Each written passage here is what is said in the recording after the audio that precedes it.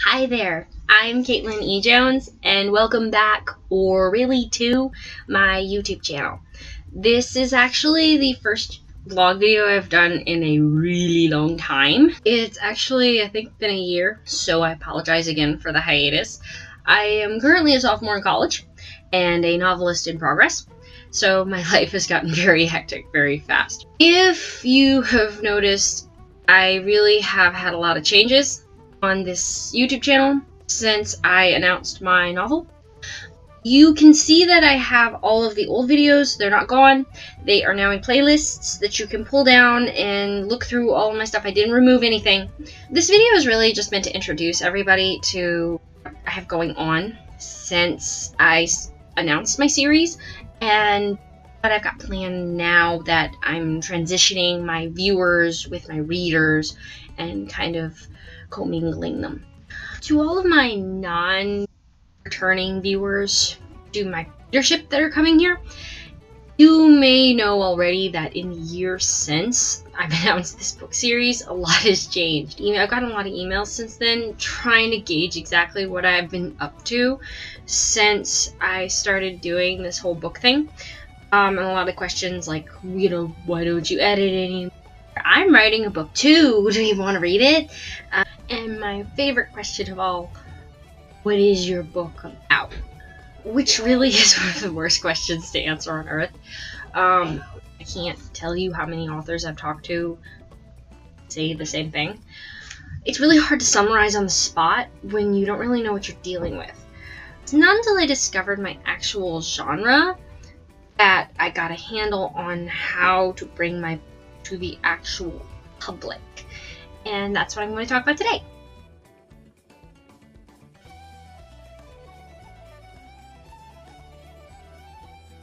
Now, in all fairness, I actually had to revise some of my script for this because I took this question to my writing forum before I actually did the script, and I ended up having a lot more ideas as a result of some of the answers I got. The biggest point is, contrary to what he put out there, genre is really important to writing. And genre is how we go about sorting books in the first place. So it makes sense that it's a good hook for authors as well as readers to connect differently with books. And it gives authors a better way to promote. The greatest things about understanding genre, your specific genre or subgenre even, is having the ability to story without babbling. I've fought with this a lot with Chimehour because I never wrote Chimehour with the intention of it having a genre. It happened more like, I like historical fiction, and I like zombies, and I like Irish folklore. So what happens if I combine them? You really can't label it, not that you want to. But I knew what I wrote was historical fiction, and I knew it wasn't the Downton Abbey kind. It's not even really gothic fiction, because gothic fiction doesn't exist anymore in those terms. Steampunk doesn't fit either. I was on a genre hunt for a while, and I worried because I feared I had experimented so far off into the genre that I had no genre, and so I couldn't promote the book or project like I wanted. Until I actually got some on-job training, so to speak. I was sitting at Starbucks one day, and this lady comes up to me, and she's seen me before at Starbucks. I write all the time over there, you probably know that. And she asked me, doing? So we got in this big conversation about books. And she finally asked the feared question, what is your book about? And somewhere along the morass of how I think, I locked on to one of the books she had mentioned and said, have you ever read Cassandra Clare's Infernal Devices? And she had. And I got to pull out business cards. This is actually where the light bulb went off in my head on how to promote. And it definitely gave me a hook on where my genre made sense. It wasn't in the historical section anymore, and it wasn't in the gothic section anymore, because it had turned into something else. And that is how I discovered Gaslamp Fantasy.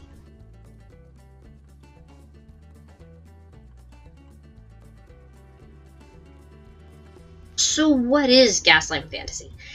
The nearest I can explain it is Gaslamp Fantasy is sort of like steampunk's close cousin and the gothic genre's revival. Pretty much anything that falls between like 1830 and 1910 with magical elements that heavily factor into your historical fiction. It's actually a pretty popular genre now. Steampunk is used in it sometimes, but you don't see it as often. In fact, Cassandra Clare's Infernal Devices is one of the few examples, and because of book series popularity, it's recently gotten a little more traction in the young adult section. I could write another vlog on that issue, but I'll get into that another day. So where does this put Chimehour? Honestly, Chimehour is kind of odd because I set it not only later in the genre, but I set it not in England primarily. I basically put it right where the Victorian era ends. I plan to have the last book finished somewhere around 1905, but I haven't decided on that yet since book 3 is still technically a first draft.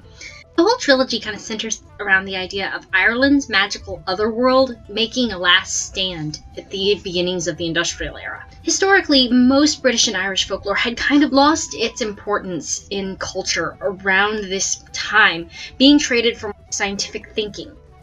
This to me is a perfectly reasonable time for the magical world to form an uprising. And that really is what gets my main character, Stanley Brigham, in a lot of trouble, because he's more of a seer type in a place where seers don't exist anymore, as far as he knows. And his sight is the only thing that connects him to a lot of the creatures and their masters that want to take the world down. Poor Stanley. I really could do to be kinder to him. Yeah. So after all of this reading and research and other things that I've done, I do have some Gaslamp Fantasy books I can suggest to you guys. You probably have already read them, or not, but I want to be annoying and show off my library anyway. I'm also going to post some links below on some authors who have explained the genre much better than I have, and the TV Tropes link, because they're both kind of important. So, books. Books.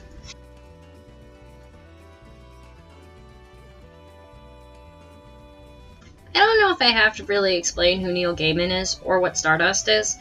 This is a really fabulous book. Honestly, though, I prefer the movie. Neil Gaiman has such a good idea about what he wants from his films, so he's very choosy about who gets to adapt them. As a result, the adaptation of Stardust is almost a story than this. You have to kind of think of this like folklore rather than an actual big fleshed out novel. It is good. A Great and Terrible Beauty by Libba Bray. I actually am kind of late to the game with this trilogy and discovered it this year, but it is wonderfully mysterious and dark and gothic and disturbing sometimes, but in the best of ways. I actually haven't read the second one yet, but the first one just blew me away. Because this is actually kind of an unusual one. Mariah Mundy and the Midas Box. G.P. Taylor really doesn't publish that much in America, so I had to import this. The reason I discovered this book is actually because of a really crappy adaptation called The Adventurer that you can find on Netflix, but don't find it. Buy this. This is better. This is actually really cool because it not only combines cultures, but it touches on some other parts of history that you wouldn't hear about usually. I also like Mariah because he actually acts like a teenage boy. Gonna save that one. This is usually pretty well known, and I think some people have seen it but don't know what it is.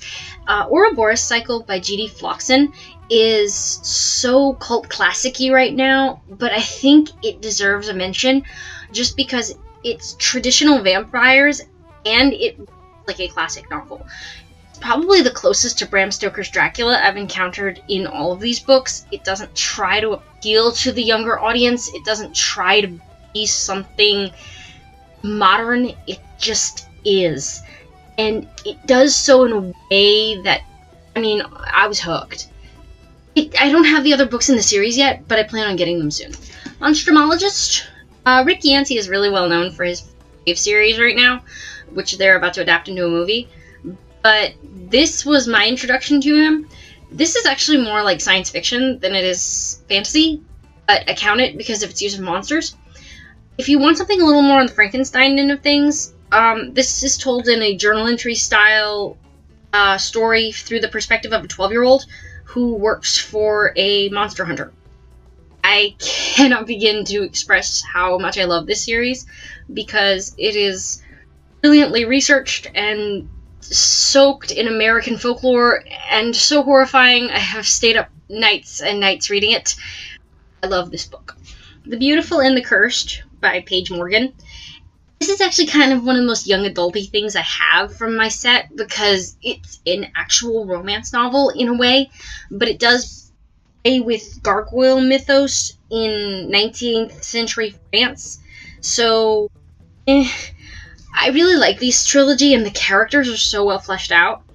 It also has an interesting use of magic and demons.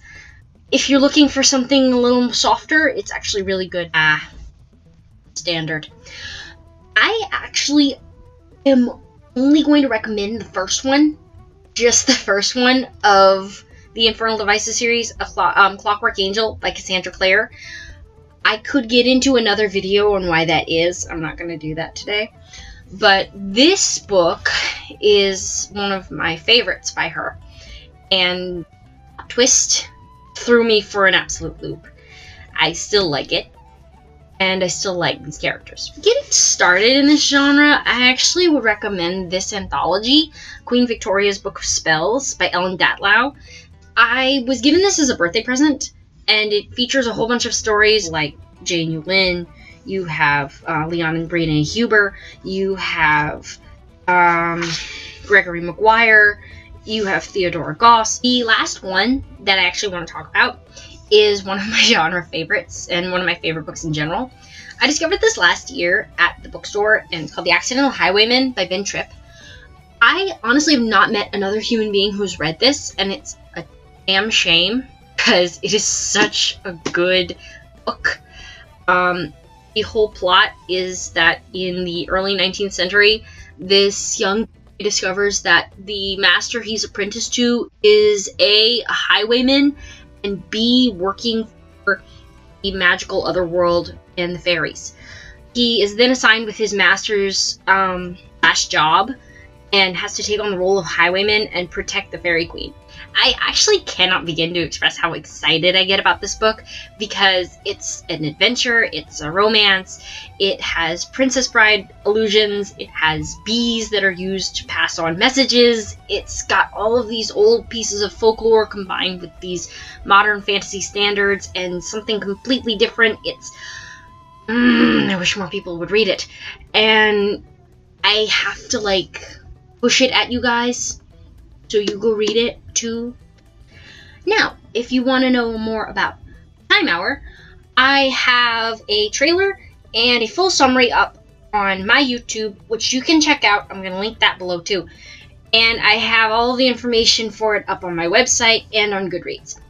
The release date, and I had to revise this too, really is not out yet. It was going to be October 15th, which is now, but I had to postpone because my editor made me. So now we're kind of in the limbo period for the last 5 chapters, but I will have it out before the holiday season in ebook and paperback, which, yay, physical books. I also host a really nicely sized preview, which you can find on Wattpad, Goodreads, Amazon, and Inkit. The Inkit one is actually about 5 chapters longer, too. The other one, everything is free, except for the Amazon one, and I implore you to go read it for free. I know, like, it's 99 cents still, and I never could fix that with Amazon, but you don't have to go pay for it to read it. Just, by all means, go check it out that way. So I think that concludes everything. I will be back on here probably in the next couple weeks, since my author friend Katie Masters has challenged me to some sort of unboxing thing. I don't know what's going to happen, guys, but I'm going to try to do this more and talk more about what I'm doing and what I have to say about writing. I'm not really a review person, but I will do my best. So hopefully you'll be seeing more of me on here. Until then, I'm Caitlin E. Jones. Later.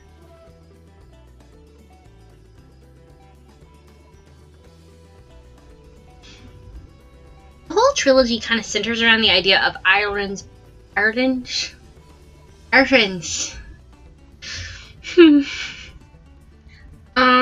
The whole trilogy centers around the idea of creatures from folklore making a last stand in the Hi, Darwin! Darwin! Darwin! Darwin. Darwin, say hi to the nice people. You want to get out. I'm sorry.